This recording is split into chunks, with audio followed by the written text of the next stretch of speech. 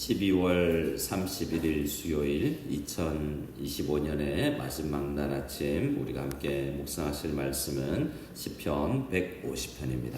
시편 150편 1절에서 6절 말씀을 같이 읽겠습니다. 할렐루야. 그의 성소에서 하나님을 찬양하며 그의 권능의 궁창에서 그를 찬양할지어다. 그의 능하신 행동을 찬양하며 그의 지극히 위대하심을 따라 찬양할지어다. 나팔 소리로 찬양하며 비파와 수금으로 찬양할지어다. 소고치며 춤추어 찬양하며 현악과 퉁소로 찬양할지어다.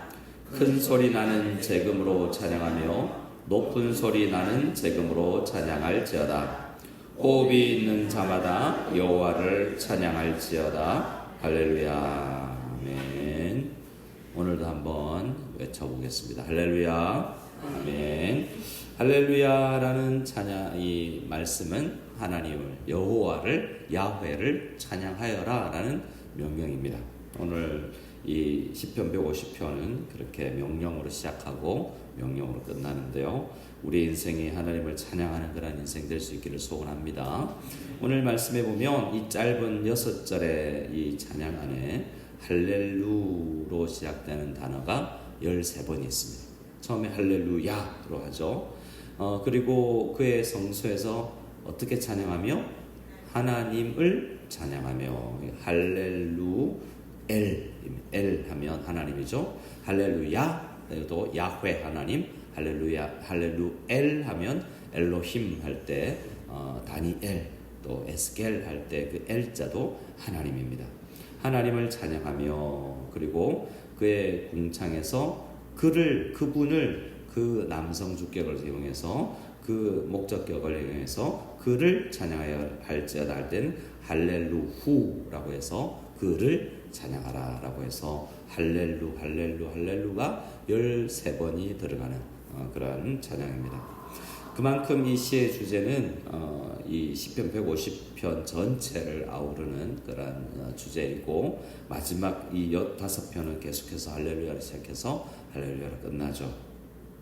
시편은 어떻게 시작하냐면 복 있는 사람은 이라고 시작합니다.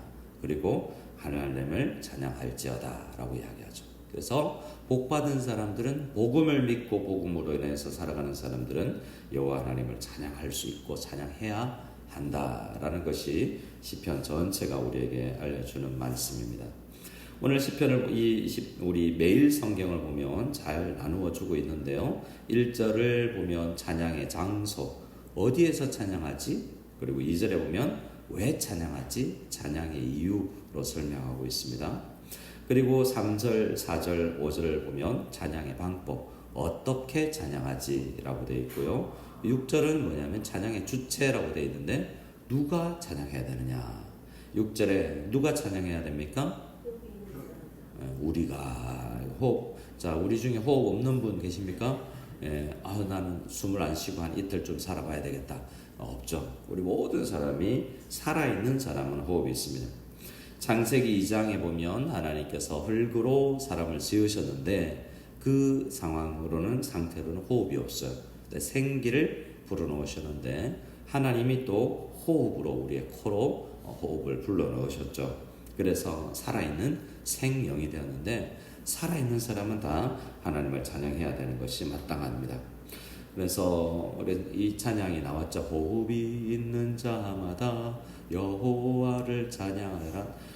높은 나팔 소리 비파와 수금으로 이런 찬양도 이 시편 150편 찬양은 그리고 이 46편부터의 계속 이 시편은 여러 찬양으로 우리에게 역사대대로 불려지고 있습니다.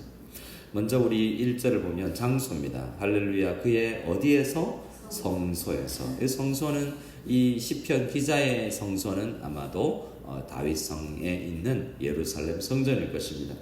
근데 거기서만 하나님을 찬양해야 하냐면 그의 권능의 궁창에서 그를 찬양할지어다 라는데 하늘이잖아요. 하늘 성소에서도 주님을 찬양할지어다입니다. 이 말은 이 땅에 교회 다닐 때 하나님을 찬양하고 우리가 호흡이 멈추고 하늘 날아가서도 다 찬양해야 된다라고 할 수도 있고 또 천군 천사 우리 인간 말고 하나님께서 지으신 인격체인 천사들도 하나님을 찬양하는 것이 마땅합니다. 근데 천사들은 찬양하죠. 일부 천사가 타락하여서 우리가 사탄의 귀신의 무리가 되어 것을 알고 있는데 그들은 주님을 찬양하지 않겠지만 우리는 그리고 천사들은 하나님을 찬양합니다. 그래서 이 말은 어디서나 라고 할 수 있겠죠. 성소에서만, 하늘 궁창에서만이 아니라 성소에서도, 집에서도, 길을 갈 때에도, 또 우리가 이 생명 다하여서 호흡이 멈춘 그때에도 우리가 영으로 주님을 찬양하는 것이 마땅하다 할 정도로, 왜 그러냐면 2절에 하나님 때문인데요.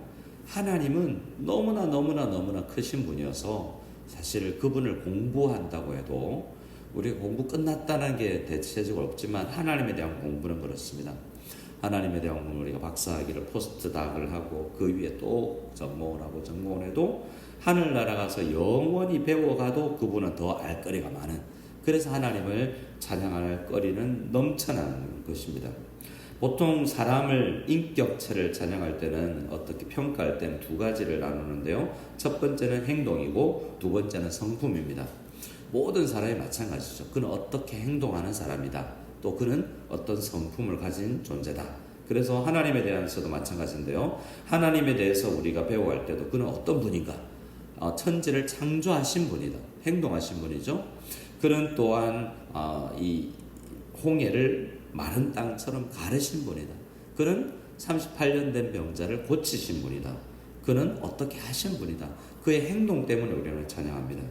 그렇기 때문에 하나님이 행하신 그 손길과 하나님의 놀라우신 그 일을 경험하여서 하나님의 은혜를 경험해 본 우리가 하나님을 자연스럽게 찬양할 수 있도록 능하신 우리 하나님께서 많은 일들을 우리 인생 가운데 행하여 주시기를 간절히 소원합니다. 그리고 그의 지극히 위대하심, 그분의 성품, 그분 자체가 뭘 행하지 않아도 하나님의 그 성품과 오래 참으심과 자비하심과 긍휼과 사랑이 많으신 그 하나님의 성품을 또 배워가면서 하나님을 찬양하는 것이죠. 그래서 이 하나님을 찬양할 이유가, 감사의 제목이 우리 노트를 필기하다 보면 이런 것도 찬양해야 되는구나, 이런 것도 찬양해야지라고 하면서 찬양거리가 많아지는 우리가 될 수 있기를 소원합니다. 우리 한 해 마지막인데 어떻습니까? 2025년 마지막 날, 오늘 또 밤에 아마도 우리 송구영 신임에서 만나겠죠? 안 만납니까? 네, 만났으면 좋겠는데요. 혹여나 못 오시는 분들도 있겠죠. 근데 찬양 2025년 한 해를 뒤돌아보면서 그래도 이런 부분 내가 찬양할 수 있구나. 내가 힘겨울 때 찬양 못할 때도 있었는데 그때도 여전히 행동하고 있었구나. 우리 그럴 때 있지 않습니까? 그림자라는 시를 보면 내가 가장 힘들 때 발자국이 뒤돌아보니까 발자국이 한 사람 발자국만 있어요. 그전에는 나 평안할 때, 행복할 때 예수님께서 나 손잡고 같이 걸어주신 발자국인데 가장 힘들 때는 한 사람 발자국만 있어요. 그래서 막 따지고 하나님 도대체 왜 그러십니까? 라고 따졌는데 알고 보니까 어떤 발자국이에요? 하나님께서 나를 안거나 나를 업고 걸었던 그 발자국이어서 주님의 발자국만 남아있는 것이다 라는 깨달음을 누군가 했던 것처럼 우리가 힘든 그 시간도 하나님 분명히 일하고 계시고 우리는 십자가가 끝났다라는 것이 아니라 부활을 준비하고 계시고 항상 우리 하나님은 선하신 능하신 행동을 하시고 지극히 위대하신 분이라는 것을 알고 날마다 그분을 알아가는 우리가 다 될 수 있기를 소원합니다. 찬양의 방법, 그럼 어떻게 찬양할 건가? 대부분 악기죠. 악기입니다. 그리고 6절에는 어떤 사람인 것이도 있지만 호흡으로 주님을 찬양한다라고 이야기합니다. 먼저 나팔 소리로, 나팔로, 비파로, 수금으로, 소고로. 비파는 줄이 있는 기타나 바이올린처럼 현악기인데요. 지금 있는 건 아니지만 각 나라마다 이 현악기들 있지 않습니까? 10줄로 된 거, 4줄로 된 거, 6줄로 된 현악기로 주님을 찬양하고, 나팔 같은 이 관악기로 주님을 찬양하고, 4절에는 소고는 타악기죠.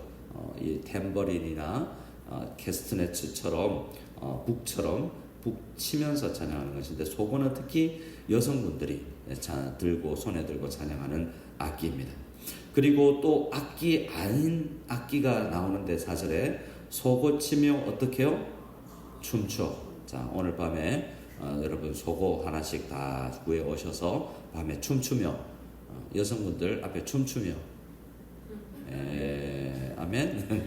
우리 댄스팀 우리 온세대 예배 조이조이만 춤추지 않고 우리 1여전도의 워십팀 이렇게 2여전도의 워십팀 춤추며 찬양할 수도 있는 거죠. 그리고 현악, 퉁소로 찬양할지어다. 큰 소리 나는 재금은 이 심벌 같은 그런 악기인데요. 높은 소리 나는, 큰 소리 나는, 낮은 소리 나는 각종 악기로 주님을 찬양해야 된다라고 이야기합니다. 우리에게 있는 박수를 치며 얼마 전에 말씀드린 손바닥이 내가 하나밖에 없다면 뺨을 치서라도 소리 내어서 주님을 찬양하고 싶다라는 이 마음이 있기를 원하고요. 역대하 5장에 보면 다윗이 성가대원으로 레위 지파를 세우는데 그들이 주로 이런 악기들로 주님을 찬양했습니다. 우리는 전문 찬양대원이나 마하나임이나 글로리아가 아닐지라도 우리 조금 음미탈이 일어나기도 하고 우리 악보대로 노래를 잘 못 부르는 사람이라 할지라도 이렇게 하나님을 찬양했으면 좋겠다. 이렇게 우리가 결단했으면 좋겠고요. 많은 분들이 그래서 나이가 60 넘어서도 악기를 배우기도 합니다. 하나님을 좀 찬양하고 싶어서. 그래 내가 지금 배울 수 있는 악기는 뭔가? 라고 생각해보고 이렇게 악기를 배우기도 합니다. 제가 신촌에 있을 때 전도사를 할 때 그때 한 장로님이 악기를 배우셨는데 색소폰을 배우셨어요. 이 부목사님이 그때 색소폰 전문가가 바순 전문가인데 바순 배우는 사람이 많지 않으니까 생계를 색소폰 학원도 하면서 음악 목사님을 하셨는데 그래서 색소폰 팀을 만들었는데 그 장로님이 색소폰을 배우기 시작했죠. 한 70쯤 됐던 분인데 근데 그 홍대 앞에서 미술 재료상을 하시는 분이었는데 전기톱을 잘못 쓰다가 손가락이 잘린 거죠. 그래서 이대 병원에 가서 이제 악기를 손가락을 수술했는데 그분의 이제 그 이유가 의사 선생님이 이랬다는 거예요. 딸이 또 이대 병원에 의사였는데 이게 연세 드신 분이 심폐 기능이 좋아서 수술을 할 수 있었다 그래서 이분이 이 악기를 시작한 지 한 달 남짓 안 됐거든요. 이 색소폰 해서 심폐수이 좋았을까? 평소에 좋았을까? 근데 이분은 어떻게 믿었냐면 색소폰을 해서 내가 심폐술이 이 폐 활량이 좋아졌다고 믿은 거예요. 그래서 수술 끝나고 나서 인공 손가락을 끼워서 색소폰을 계속 하는 거죠. 이게 잘 됐겠습니까? 삑삑 그래서 그분이 이제 퇴원하고 나서 특송을 하는데 삑사리가 나고 근데 성도님들 어땠을까요? 다 감동이죠. 어떻게 하나님 찬양하려고 손가락이 없는데 인공 손가락을 넣어서 색소폰 연주를 하는 그 장로님의 모습을 봤습니다. 그래서 내가 하나님을 악기로도 이렇게 찬양하고 싶다라는 생각을 할 수 있는 우리가 참 되었으면 좋겠습니다. 어떤 악기로도 내 몸이 찬양이다 거리다라고 생각하고 하나님을 각종 도구로 하나님을 찬양할 수 있는 우리가 되었으면 좋겠습니다. 6절 같이 읽겠습니다. 6절입니다. 호흡이 있는 자마다 여호와를 찬양할지어다. 할렐루야. 그러면 우리 중에 누구는 예외가 될 수 있죠? 누가 열애가 될 수 있습니까? 이 찬양에 호흡이 없는 사람만 열애가 되는 거 아니겠어요? 그럼 누가 열애될 수 있나요? 아무도 우리 중에는 아무도 열애될 사람이 없습니다. 군대 가면 열애 뭐 이런 것들이 있는데 너 아파? 오케이 열애. 너 뭐 어때? 너 열애.